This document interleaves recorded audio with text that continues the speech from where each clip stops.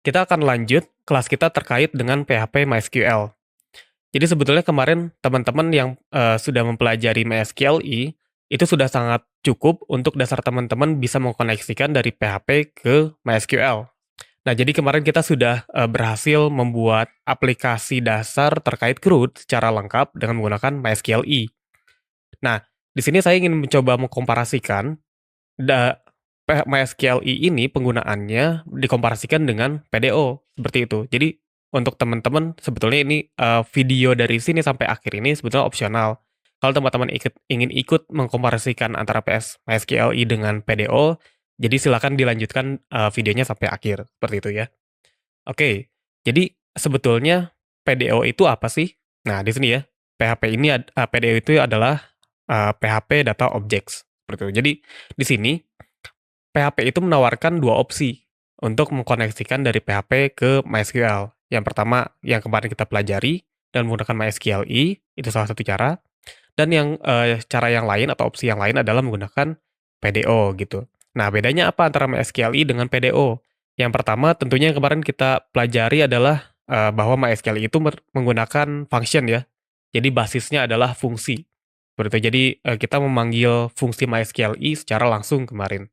Nah, untuk yang PDO ini, dia, karena di sini disebutnya data objects, jadi dia menggunakan, object oriented, seperti itu. Jadi, mungkin disebutnya OOP, seperti itu ya, jadi OOP. Nah, perbedaannya yang pertama itu.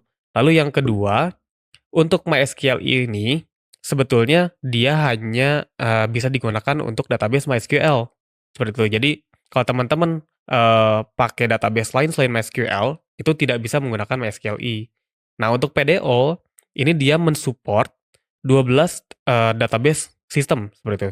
Nah, di sini, will work on 12 different database system, seperti itu. Jadi, kalau teman-teman misalnya menggunakan Postgre, menggunakan SQL Server, atau menggunakan Oracle, seperti itu, teman-teman disarankan menggunakan PDO saja, karena MySQLi ini tidak akan support dengan database tersebut, seperti itu. Nah, kalau teman-teman pakai MySQLi, jadi pertanyaannya mungkin lebih pilih yang mana antara kalau teman-teman menggunakan database MySQL, pilihannya mungkin lebih ke MySQLi atau pakai PDO, lebih, mending yang mana gitu ya. Nah, ini sebetulnya, kembali lagi ke teman-teman, lebih enak menggunakan yang mana. Jadi itu dipilih saja sebetulnya kalau, database-nya, MySQL, lebih enaknya pakai yang mana, seperti itu. Nah, cuman kalau, teman-teman misalnya menggunakan MySQL, lalu ke depannya teman-teman ada kemungkinan untuk pindah ke database yang lain, saya sarankan menggunakan PDO saja.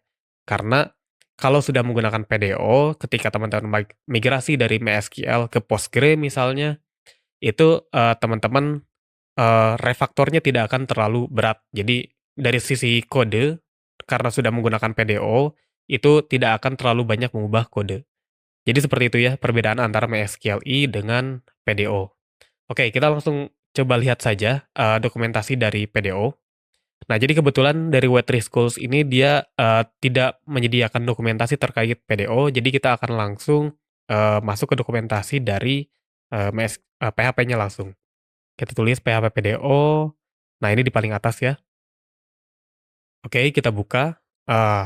Oke, nah di sini ada, dokumentasi semuanya terkait dengan PDO. Oke, seperti itu. Nah, sekarang kita akan langsung coba saja, eee, menggunakan, koneksi atau kita mengubah koneksi kita dari MySQLi ke PDO ya. Kita buka, codingan kita. Sebelumnya kita, kodenya seperti ini, connection sama dengan MySQLi connect, dan ini, detail koneksinya seperti apa. Nah, untuk menggunakan PDO, kita coba masuk ke sini ya, ada connections and connection management. Kita masuk sini. Nah, ini sebetulnya langsung dikasih tahu di sini, sintaksnya seperti ini. Jadi ini bedanya ya. Kalau di function itu, kita langsung manggil function-nya MySQL connect, tapi kalau di PDO karena ini, berbasis objek, jadi kalau teman-teman sudah mempelajari OOP sebelumnya, ada yang namanya kelas, ada yang namanya, instansiasi seperti itu, atau membuat sebuah instance seperti itu. Jadi PDO ini adalah sebuah kelas. Nah, jadi ketika PDO ini adalah sebuah kelas, ketika kita menggunakannya, kita harus buat dulu sebuah instan dengan menggunakan new PDO. Jadi PDO instannya dibuat dan parameternya apa di dalamnya. Jadi seperti itu ya. Oke, kita coba dulu. Jadi sintaksnya adalah langsung saja ya kita gunakan. Ini mungkin dihapus saja. Oke, new PDO, lalu di dalamnya adalah kita lihat yang pertama connection-nya ya. Nah, karena di sini PDO itu support beberapa database system, jadi kita di sini harus menuliskan dulu database driver apa yang akan kita gunakan. Nah, di sini yang kita gunakan MySQL ya. Jadi langsung tulis MySQL titik 2 seperti itu. Lalu di sini hostnya, hostnya seperti biasa ya. Kemarin kita sudah mencoba mengetahui atau mempelajari host di MySQLi. Jadi host itu adalah lokasi dari database-nya. Oke, lalu titik koma dbname. dbname. dbname-nya adalah kepegawaian. Oke, lanjut koma di sini dan dia dilanjutkan dengan username dan password. Nah, kemarin kita sudah punya juga di MySQLi, username saya adalah root dan password saya dikosongkan saja. Jadi teman-teman disesuaikan saja username, password, database name dan juga hostnya ya. Seperti itu. Jangan lupa kita echo berhasil. Sorry, echo berhasil. Oke, kita coba.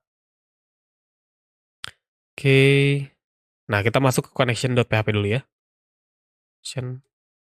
Connection.php. Oke, sudah berhasil. Artinya kita sudah berhasil connect dan kalau misalnya database-nya disalahkan, kita masuk ke gagal. Unknown database kepegawaian. Sudah sesuai ya berarti ya.